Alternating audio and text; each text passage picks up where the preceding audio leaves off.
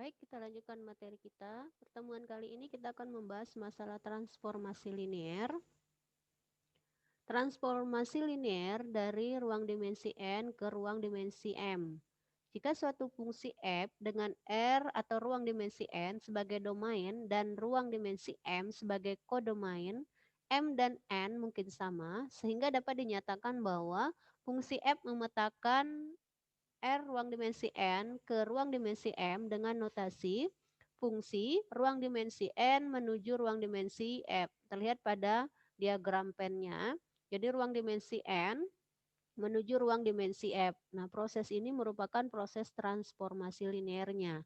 Jika kita menotasikan suatu transformasi dengan T, maka T, ruang dimensi N menuju ruang dimensi M, yang didefinisikan oleh persamaan berikut. Yang pertama, W1 sama dengan A11X1 ditambah dengan A12X2 ditambah sampai dengan ditambah A1N XN. Sampai dengan WM sama dengan A M1X1 ditambah dengan A M2X2 ditambah dengan sampai dengan ditambah A MN XN.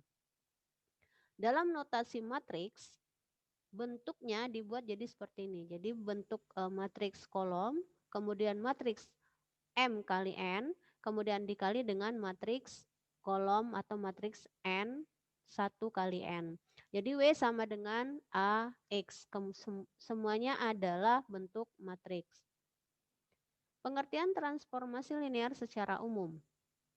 Jika T itu adalah matriks P menuju matriks W adalah sebuah fungsi dari ruang vektor P ke dalam ruang vektor W, maka T dinamakan transformasi linear jika memenuhi yang pertama, T U ditambah P sama dengan TU ditambah dengan TP atau transformasi P untuk semua vektor U dan P di V.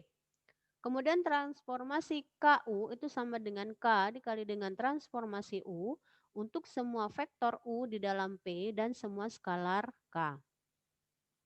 Contoh-contoh transformasi linear. Yang pertama adalah pemetaan nol. Pemetaan nol adalah fungsi yang memetakan setiap vektor di V ke vektor nol. Misalkan T sama dengan vektor P menuju vektor W dengan Tx sama dengan 0. Adalah pemetaan yang menghubungkan vektor 0 elemen dari vektor W ke setiap vektor P elemen dari vektor P untuk sembarang V vektor U P anggota dari P. Diketahui bahwa T UP ditambah U ditambah P sama dengan 0, maka transformasi U ditambah P sama dengan 0 tambah 0, maka transformasi U ditambah P sama dengan transformasi U ditambah dengan transformasi P. Transformasi KU itu sama dengan 0, transformasi KU sama dengan K dikali 0, maka transformasi KU sama dengan K dikali dengan transformasi U. Oleh karena itu transformasi linear. Yang kedua adalah pemetaan identitas. Pemetaan identitas adalah fungsi yang memetakan P ke dirinya sendiri. Jadi kalau kita ambil misalkan pemetaan P dari V menuju V yang didefinisikan oleh TP sama dengan V, biasanya dinotasikan oleh I.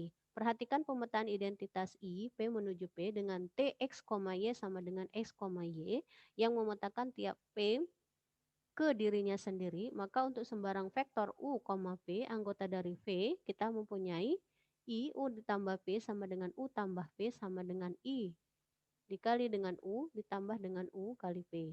Ambil U elemen dari V dan K skalar, maka I KU sama dengan K IU, kemudian I KU sama dengan K IU. Jadi I merupakan transformasi linear. Yang ketiga adalah pemetaan konstan. Pemetaan konstan adalah suatu fungsi yang menghasilkan suatu konstanta atau tetapan.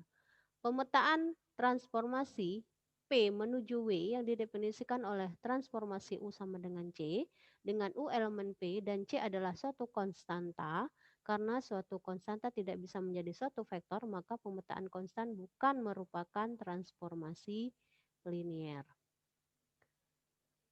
Kemudian yang keempat adalah pemetaan dari ruang dimensi 2 ke ruang dimensi 2.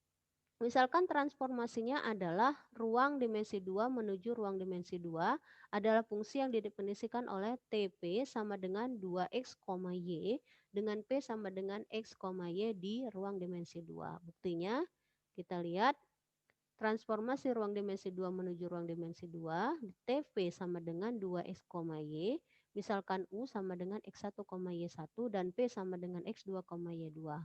Maka transformasi U tambah P sama dengan transformasi x1, y1 ditambah dengan x2, y2. Dihasilkan transformasi U ditambah dengan transformasi P. Kemudian transformasi KU sama dengan transformasi K dikali x1, K dikali Y1. Maka didapatkan K transformasi U. Maka pemetaan ini adalah transformasi linier. Kemudian pemetaan dari ruang dimensi ketiga, ruang dimensi R. Periksa linearitas transformasinya. Nah, untuk yang ini ruang dimensi 3 menuju ruang dimensi 1 dengan T, X, Y, Z atau sama dengan X tambah Y tambah Z. Penyelesaiannya misalkan U sama dengan X1 ditambah Y1 plus Z1 dan P sama dengan X2 ditambah Y2 ditambah Z2. Nah, kita lihat hasilnya jadi didapatkan TU ditambah TP, jadi terbukti bahwa transformasi untuk X tambah Y tambah Z itu merupakan transformasi linear. Ini buktinya. Selanjutnya kita lihat transformasi dari R ke ruang dimensi 2. Nah, ini harus diperiksa linearitas transformasinya. Jadi dari ruang dimensi 1 menuju ruang dimensi 2. Kita ambil misalkan fungsinya adalah x, y. Diambil misalkan x tambah y sama dengan 8, maka x tambah y sama dengan 8. Di 1,7, 2,6, dan sebagainya. Karena fungsi di atas mempunyai banyak pemetaan, sehingga T bukan merupakan suatu transformasi linear.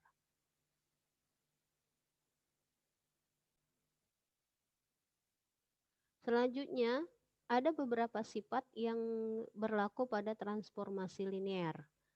Jika T atau fungsi T dari P menuju W adalah sebuah transformasi linear, maka P1 dan P2 sebarang pada P dan skalar C1 dan C2 sebarang diperoleh secara umum jika P1, P2 sampai dengan Pn adalah vektor-vektor pada P dan C1, C2 sampai dengan Cn adalah skalar, maka transformasi C1 dikali P1 ditambah dengan C2 kali P2 ditambah sampai dengan ditambah Cn kali Pn itu sama dengan C1 dikali transformasi P1 ditambah C2 dikali transformasi P2 kemudian ditambah sampai dengan Cn dikali transformasi Pn.